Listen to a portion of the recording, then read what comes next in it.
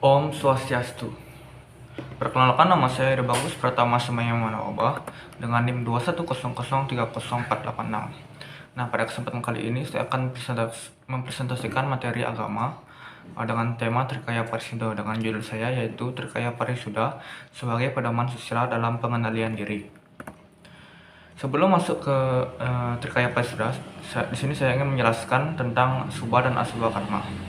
Subha karma adalah sifat atau perbuatan-perbuatan yang baik, yaitu segala bentuk tingkah laku yang dibenarkan oleh ajaran agama, serta norma dan etika dalam bermasyarakat yang dapat menuntun umat manusia itu ke dalam hidup yang lebih sempurna. Kemudian ada asubha karma. Asubha karma adalah segala sifat dan tingkah laku yang tidak baik, yang selalu menyimpang dengan subha karma. Asubha karma ini merupakan sumber dari kesusilaan, yaitu segala bentuk perbuatan yang selalu bertentangan dengan susila atau dharma. Nah, jadi subha dan asubha karma ini merupakan dua hal yang saling bertentangan, yaitu baik dan buruk.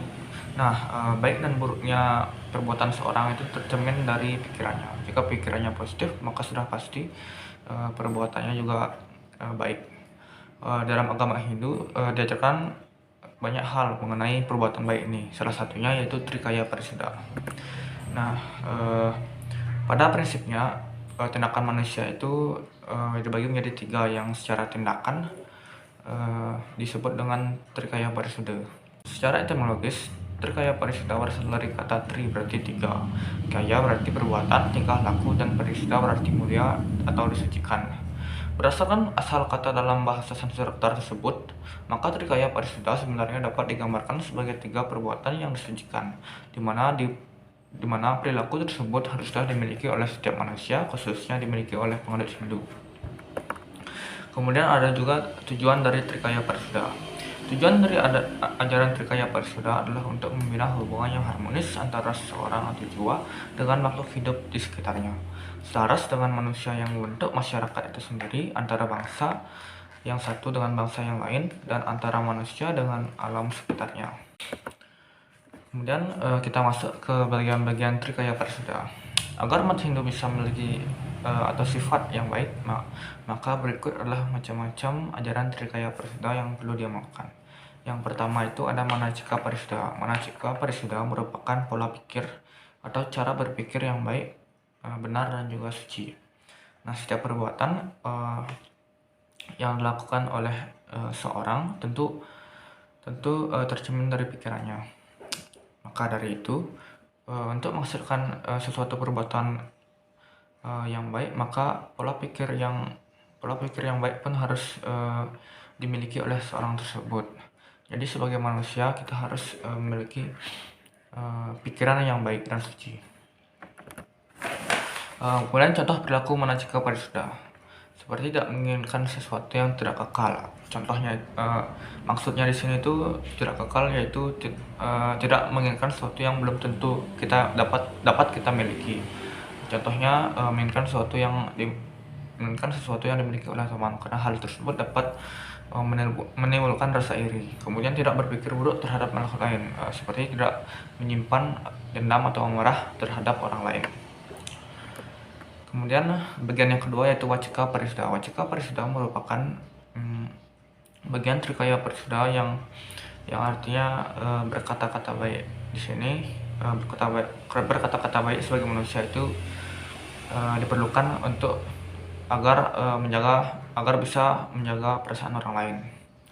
Contoh perbuatan Wacika Parisudha yang pertama itu tidak berkata-kata buruk yang dapat menyakiti perasaan orang lain. Contohnya yaitu merendahkan atau mengejek kekurangan orang lain. Kemudian selalu menepati janji atau ucapan. Bagian Trikaya Parisudha yang ketiga yaitu Kayika Parisudha, yaitu perbuatan atau laksana yang baik. Perbuatan yang baik dapat dilakukan dengan adanya pengendalian tingkah laku. Contoh dari perbuatan Kayika Parisudha yaitu saling menolong dan membantu sesama, tidak melakukan hal-hal yang melanggar hukum seperti mencuri atau yang lainnya. Kemudian tidak menyakiti atau membunuh makhluk hidup. Sehubungan dengan tingkah laku atau sifat dalam agama Hindu diajarkan triguna. Triguna berasal dari dua kata, yakni tri yang artinya tiga dan guna yang artinya sifat atau perilaku. Jadi triguna adalah 3 sifat dasar yang ada dalam diri manusia yang dibawa sejak lahir yang harus dikendalikan dan diseimbangkan agar sifat-sifat ini tidak mempengaruhi dirinya. Kemudian kita masuk ke bagian-bagian triguna, yaitu satwam, contohnya tenang, suci, bijaksana, dan berhati damai. Kemudian ada rajas, contohnya seperti lincah, gesit, angkuh, pekerja keras. Kemudian yang ketiga tamas, contoh sifatnya itu tamak, kumal, malas, dan rakus. Nah, kemudian kita masuk ke tema, yaitu trikaya parisuda sebagai pedoman sisa dalam pengendalian diri.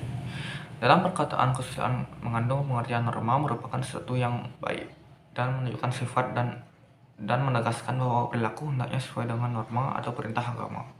Berdasarkan pengalaman tingkah laku seorang dikatakan baik dan atau buruk, perbuatan baik mendapatkan pujian, sebaliknya perbuatan buruk mendapatkan penderitaan.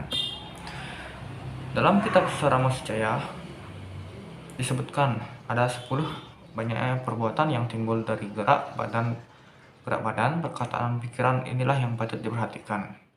Ajaran agama untuk dilaksanakan dalam hidup ini supaya mendapatkan keselamatan untuk diri sendiri maupun keselamatan untuk orang lain.